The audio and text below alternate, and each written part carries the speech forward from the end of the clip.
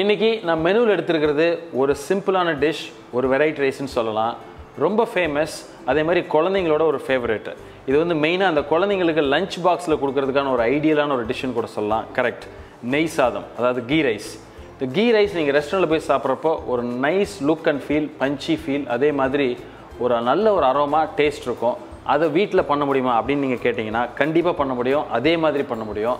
அது எப்படின்னு பார்ப்போம். இன்றைக்கி இதையும் வழங்கும் ஒரு பர்ஃபெக்டான ghee rice. I'm Sundar, welcome to recipe checker.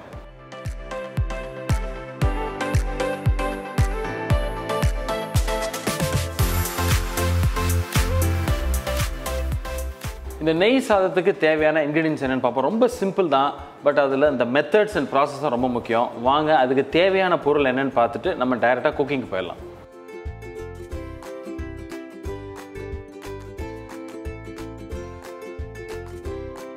இந்த நெய் சாதத்துக்கு ரொம்ப முக்கியமானது அந்த குவாலிட்டி ஆஃப் ரைஸ் அப்படின்னு சொல்லலாம். நல்ல குவாலிட்டி பாஸ்மதி ரைஸ் வாங்கிக்கோங்க.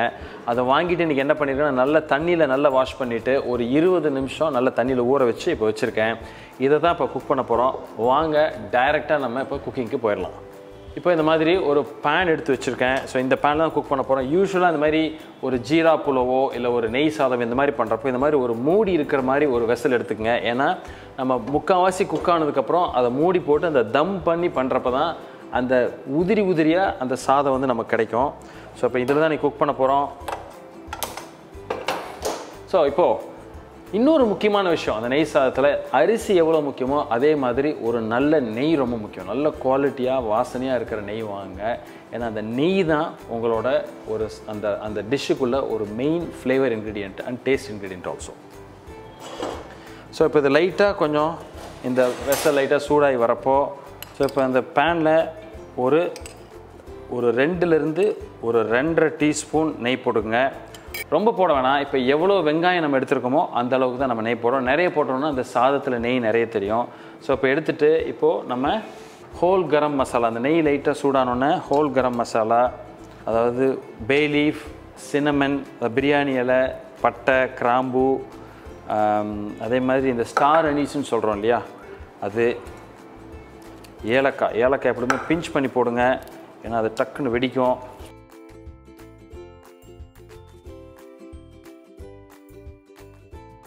ஸோ இந்த ஹோல் கரம் மசாலா போட்டுட்டு இப்போது நம்ம நீளமாக வெட்டி வச்சுருக்கிற வெங்காயம் ஒரு 1லேருந்து ஒரு 1.5 வெங்காயம். பெரிய வெங்காயமாக இருந்தால் ஒரு வெங்காயம் போதும், சின்ன வெங்காயமாக இருந்தால் 2 வெங்காயம் யூஸ் பண்ணிக்கோங்க.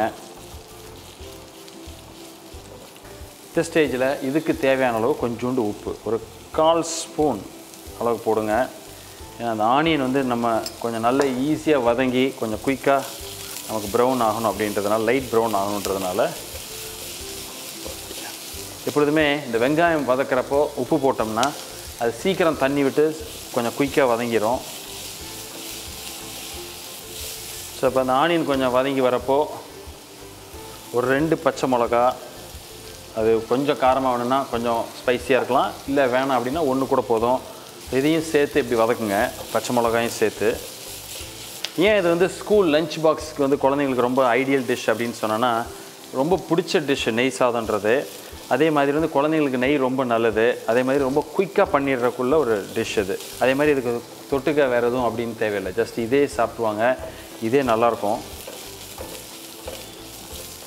இந்த அளவுக்கு நமக்கு இந்த வெங்காயம் வதங்கி இந்த ஸ்டேஜில் நம்ம தண்ணி ஊற்றுறோம். இது மெஷர்மெண்ட் என்ன அப்படின்னா, 1 பங்கு அரிசி எடுத்துருந்தோம்னா 2 பங்கு தண்ணி. இப்போ நம்ம எடுத்துருக்கிற அரிசிக்கு தேவையான அளவு தண்ணி எடுத்து வச்சுருக்கேன். ஸோ இதில் ஆட் பண்ணிடுவோம்.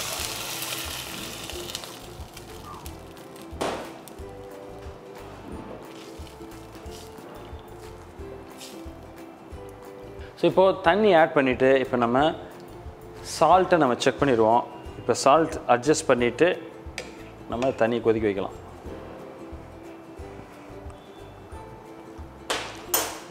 சால்ட் கொஞ்சம் பத்தாது, ஏன்னா அரிசி சேர்க்க போகிறோம். ஒரு 1/2 ஸ்பூன் சால்ட் ஆட் பண்ணிக்கிறேன்.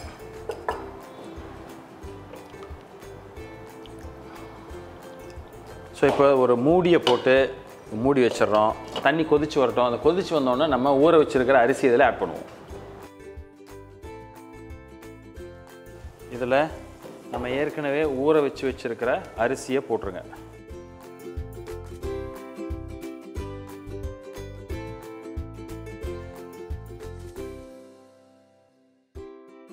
ஸோ இப்போ இந்த அரிசியை போட்டு நல்லா ஒரு வாட்டி ஜென்டிலாக மிக்ஸ் பண்ணுங்கள்.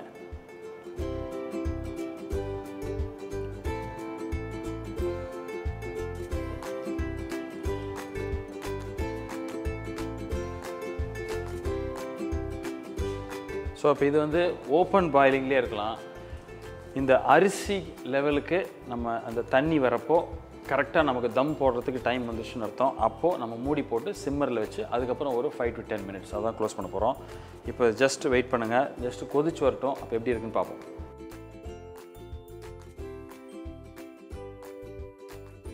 இந்த ஸ்டேஜில் இப்போ தண்ணியும் அந்த அரிசியும் ஒரே லெவலில் இருக்குது. ஸோ இப்போது ஒரு மூடியை வச்சு நம்ம மூடி வச்சுட்டு ஃபுல்லாக சிம்மரில் வச்சுருங்க. வச்சுட்டு ஒரு 5 to 10 நிமிஷம் இது அப்படியே தம் ஆகி இருக்கிற தண்ணி அப்படியே உறிஞ்சி நம்ம ஆட்டோமேட்டிக்காக அது நல்லா குக் ஆகி ஒரு நூலாக பர்ஃபெக்டான ஒரு கன்சிஸ்டன்சி கிடைக்கும். ஒரு 5 minutes கழிச்சு இது எப்படி இருக்குன்னு பார்ப்போம். ஸோ இப்போ இது கிட்டத்தட்ட ஒரு 12 to 15 நிமிஷம் இருக்கும்னு நினைக்கிறேன். இது தம் பண்ணியிருக்கோம், சிம்மரில் இருக்குது. ஸோ இது ஆல்மோஸ்ட் இட்ஸ் ரெடி. ஒரு நல்ல ஃப்ளேவர். ஸோ இதை இப்போ ஆஃப் பண்ணிவிட்டு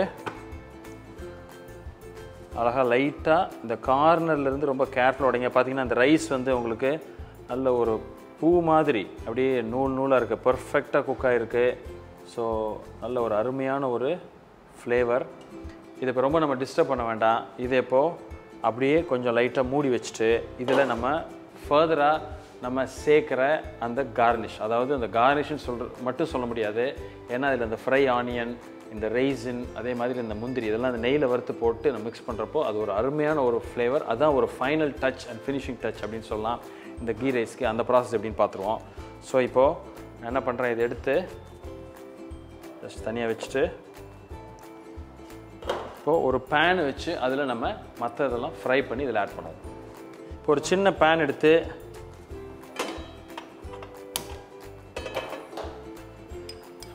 இதில் ஒரு 1.5 டீஸ்பூன் அளவுக்கு நெய் போடுங்க. இந்த முந்திரி திராட்சை இது ரெண்டையும் நம்ம வறுக்கணும்.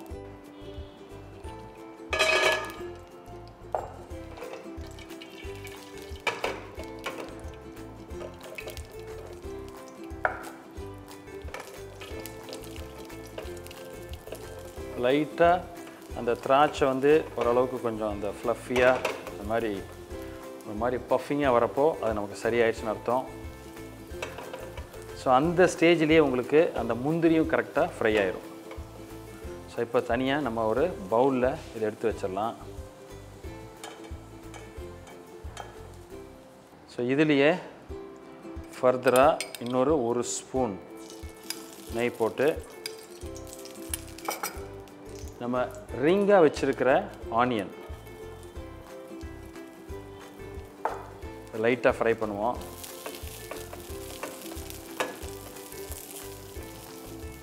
இப்போ வந்து நம்ம அந்த ஆனியன் நம்ம வந்து ஃப்ரை பண்ணுறது நல்லா அழகாக ஒரு கேரமலைஸ் ஆகி ஒரு light brown colour, golden brown colour. இதை இப்போ ஆஃப் பண்ணிடலாம்.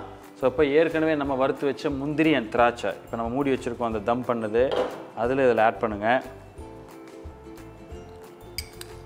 பண்ணி ஜஸ்ட் மிக்ஸ் பண்ணி இதை வச்சு கார்னிஷ் பண்ணுவோம்.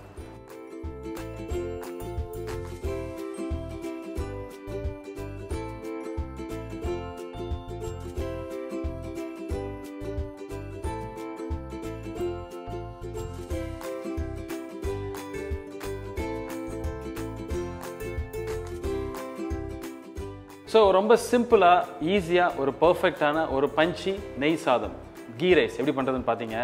நான் முன்னாடியே சொன்ன மாதிரி குழந்தைங்களோட ஒரு மெயின் ஃபேவரட் இது.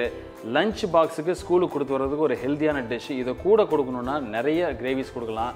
நம்ம சேனல்லே நிறைய வந்து கிரேவிஸ் போட்டிருக்கோம், பன்னீர் பட்டர் மசாலா, தால்ஸ் அந்த மாதிரி. அதே மாதிரி இதில் வந்து இன்னொரு யாம் பொளிச்சதுன்னு ஒரு டிஷ் இருக்கும். அது வந்து ரொம்ப ஐடியல். ட்ரையாக கொடுக்கணும், அந்த மாதிரி கொஞ்சம் செமி ட்ரை டிஷ்ஷஸ் கொடுக்கலாம். நிறைய சைனீஸ் இருக்குது, அதை கூட ட்ரை பண்ணலாம். பட் ஆனால் இதில் வந்து ரொம்ப ஐடியலாக இருக்கிறது இந்த யாம் ஃப்ரை. இதெல்லாம் ரொம்ப அதோட பொருத்தமாக போகிற ஒரு இண்டியனைஸ்டு ஒரு சைட் டிஷ்னு சொல்லலாம். ஸோ பிடிச்சிருக்குன்னு நினைக்கிறேன். இது என்ன ஒரு பியூட்டி அப்படின்னா, இது ஒரு ஸ்கூல் டேஸில் கூட ஒரு கிச்சனில் போயிட்டு ஒரு 10-15 மினிட்ஸில் நீங்கள் ஈஸியாக பண்ணி வெளியே கொண்டு வந்துட முடியும். ஸோ லைக் கொடுங்க, உங்களுக்கு பிடிச்சிருந்தா உங்கள் ஃப்ரெண்ட்ஸோட ஷேர் பண்ணுங்கள், ஒரு தம்ஸ் அப் கொடுங்க. இதே மாதிரி இன்னொரு நாள் இன்னொரு வீடியோவில் மீட் பண்ணுறேன். அது வரைக்கும் ஹாப்பி குக்கிங்.